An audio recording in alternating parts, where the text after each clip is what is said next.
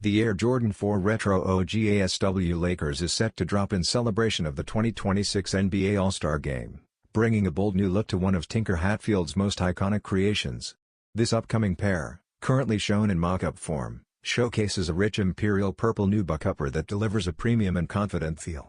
Bright yellow accents on the Jumpman tongue logo and heel branding highlight the classic Los Angeles Lakers colors, while black mesh panels and wings add structure and a modern edge. The design is balanced with cement gray midsole details and a translucent blue-gray outsole, blending classic AJ4 DNA with a futuristic vibe.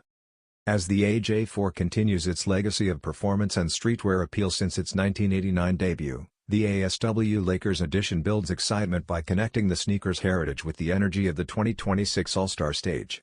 Final details may change, but anticipation is already strong among fans and collectors.